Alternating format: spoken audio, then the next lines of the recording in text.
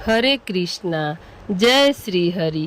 प्रिय भक्तजनों, आज बृहस्पतिवार के दिन आप बृहस्पति देव की बड़ी ही दुर्लभ कथा सुनेंगे। इस कथा को सुनने मात्र से ही भक्तों की सभी मनोकामनाएं पूर्ण हो जाती है।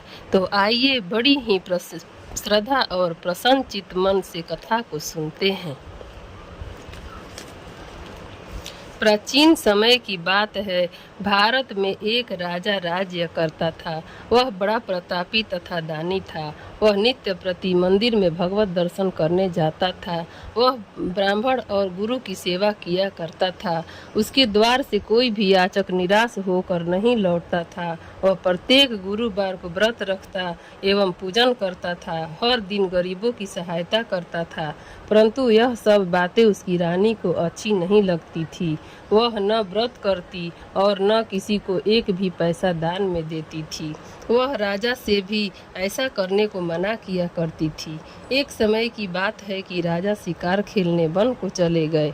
घर पर रानी और दासी थी। उस समय गुरु बृहस्पति साधु का रूप धारण कर राजा के दरवाजे पर भिक्षा मांगने आए।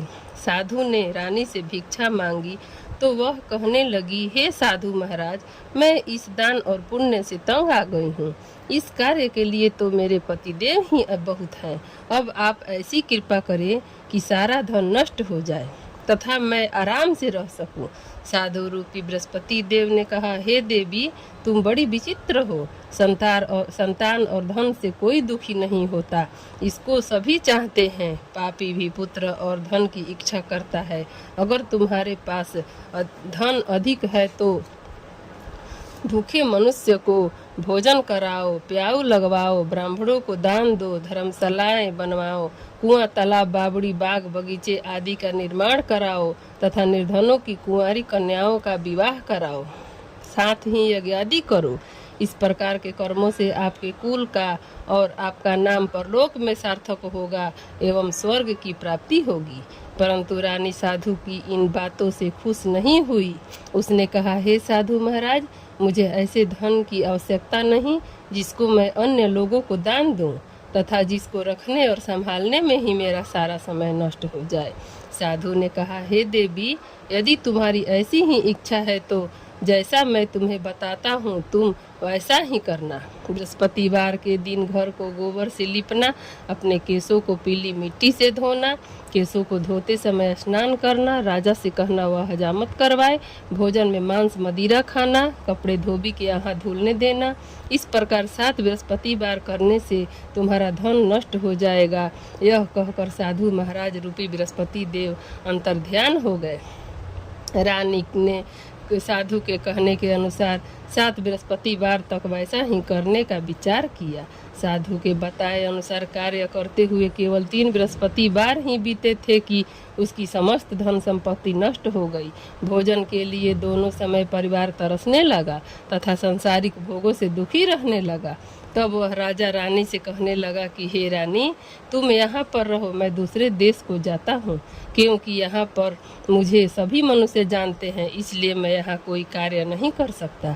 मैं अब परदेश जा रहा हूँ, वहाँ कोई काम धंधा करूँगा, शायद हमारे भाग्य बदल जाए। ऐसा कहकर राजा परदेश चला गया। वह वहाँ जंगल से लकड़ी काट कर लाता और शहर में बेचता। इस तरह जीवन व्यतीत करने लगा। इधर राजा के बिना रानी और दासियां दुखी रहने लगी। किसी दिन भोजन मिलता और किसी दिन जल पीकर ही रह जाती। एक समय रानी और दासियों को 7 दिन बिना भोजन के व्यतीत करने पड़े। तो रानी ने अपनी दासी से कहा, हे दासी, यहाँ पास ही के नगर में मेरी बहन रहती है, वह बड़ी धनवान है। तू उसके पास जा और वहाँ से 5 सेर बेझर मांग कर ले आ, जिससे कुछ समय के लिए गुजर हो जाएगा। दासी रानी की बहन के पास गई। रानी की बहन उस समय पूजा कर रही थी। बृहस्पतिवार का दिन था। दासी ने रानी की बहन से कहा, हे रानी, मुझे आपकी बहन ने भेजा है, मुझे 5 सेर बेझर दे दो। दासी ने यह बात अनेकों बार कही, परंतु रानी की बहन ने कोई उत्तर नहीं दिया, क्योंकि वह उस समय बृहस्पतिवार की कथा सुन रही थी। जब दासी को रानी की बहन से कोई उत्तर नहीं मिला तो वह बहुत दुखी हुई। उसे क्रोध भी आया। वह लौटकर रानी से बोली, हे रानी, आपकी बहन बहुत ही घमंडी है।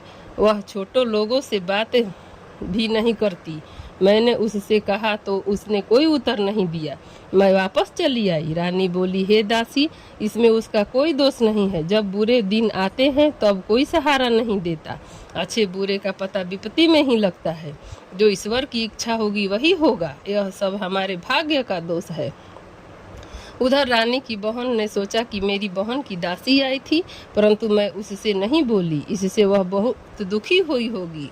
अतः कथा सुन और विष्णु भगवान का पूजन समाप्त कर वह अपनी बहन के घर आई और कहने लगी, हे बहन, मैं बृहस्पतिवार का व्रत कर रही थी।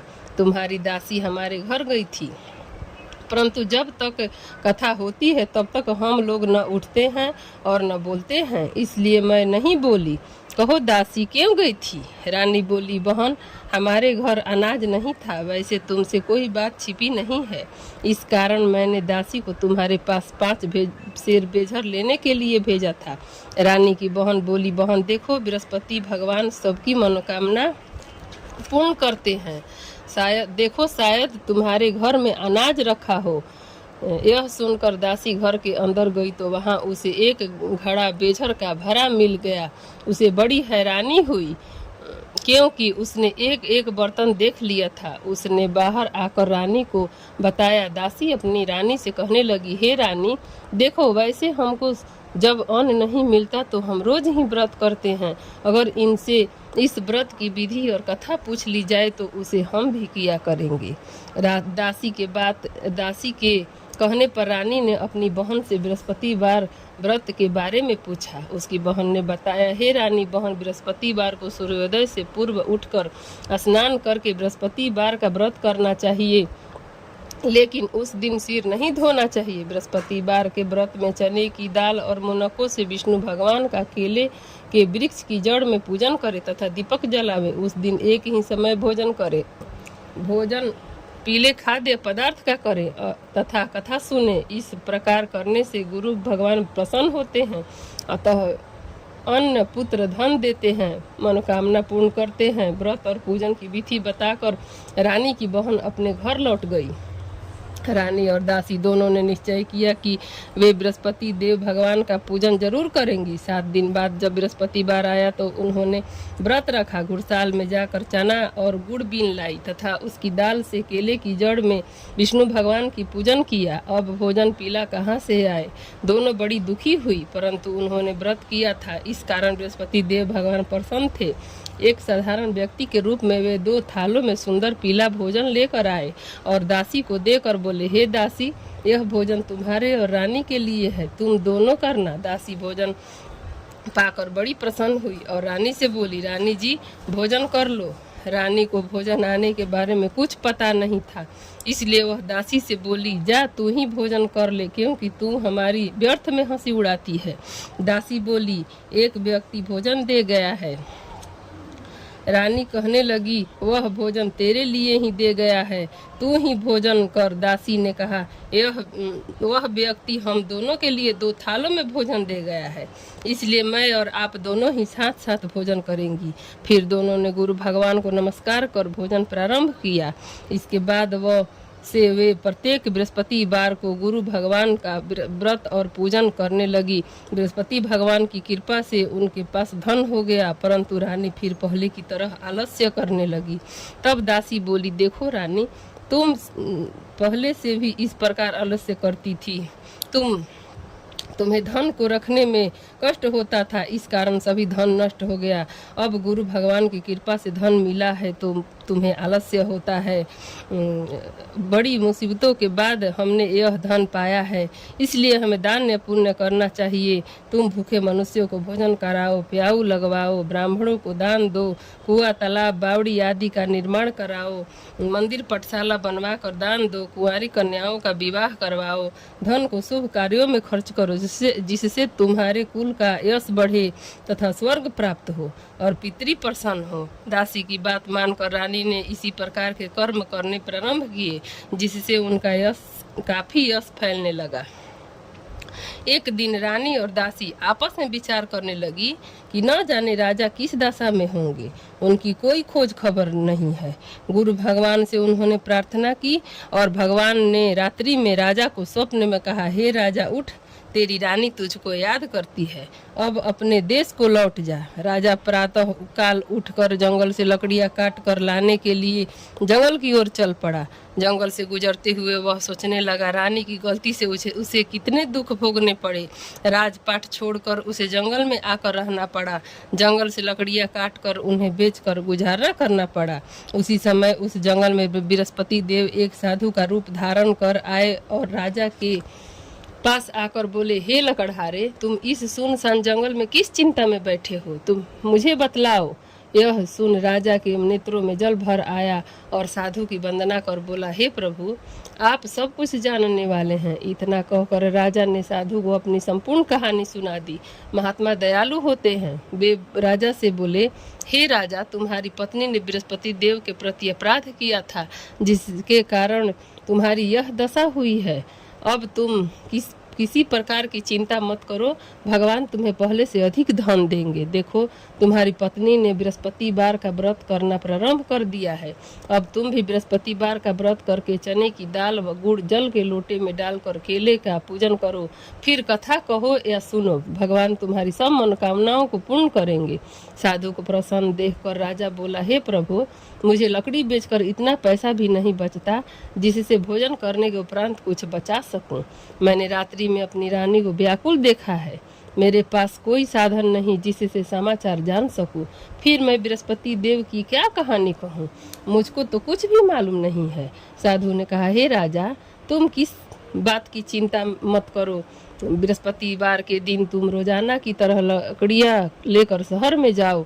तुम्हें रोज से दुगना धन प्राप्त होगा, जिससे तुम भली भांति भोजन कर लोगे तथा बृहस्पति देव की पूजा का सामान भी आ जाएगा।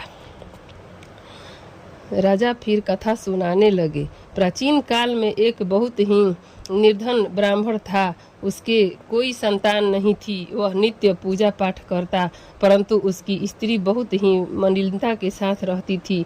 वह न स्नान करती और न किसी देवता का पूजन करती थी। प्रातः काल उठते ही सर्वप्रथम भोजन करती, बाद में कोई अन्य कार्य करती। ब्राह्मण देवता बहुत दुखी रहते थे। पत्नी को बहुत समझाते, किंतु उसका कोई परिणाम न निकलता। पत्नी को भगवान की अनुकंपा से उस ब्राह्मण की पत्नी गर्भवती हुई और उसने 10वें महीने एक सुंदर कन्या को जन्म दिया। निधर ब्राह्मण कन्या को जन्म से बहुत ही दुखी हुआ। धीरे धीरे ब्राह्मण की कन्या बड़ी होने लगी। बचपन से ही उस कन्या की रुचि भगवान विष्णु की पूजा में थी। वह प्रातः काल उठते ही स्नान आदि करके भगवान विष्णु की पूजा करने मंदिर में जाती थी। बृहस्पतिवार को व्रत करके विधिवत पूजा पाठ करती थी। पूजा पाठ करने के बाद वह पढ़ने के लिए पाठशाला में जाती थी। घर से चलते हुए वह मुट्ठी भर जौ साथ लेकर जाती थी और पाठशाला के रास्ते में थोड़े थोड़े जौ गिराती जाती थी। जब वह पाठशाला से घर लौटती तो जौ के वह दाने सोने में बदले हुए मिलते थे। लड़की सभी दानों को बीन लाती थी। एक दिन जब वह सोने के दानों को साफ कर रही थी तो उसकी माँ ने कहा, बेटी, सोने के दाने को साफ करने के लिए सोने का सूप भी होना चाहिए। अगले दिन बृहस्पतिवार था। उसने भगवान बृहस्पति देव की पूजा करते हुए प्रार्थना की, हे भगवान, यदि मैंने आपका व्रत विधिवत किया हो तो मुझे सोने का सूप दे दो। भगवान बृहस्पति देव ने उसकी मनोकामना पूरी करने का वचन दिया। पाठशाला से लौटते समय उसे रास्ते में सोने का सूप पड़ा हुआ मिला। घर लौटकर सोने का सूप अपनी माँ को दिखाकर वह सोने के दाने साफ करने लगी।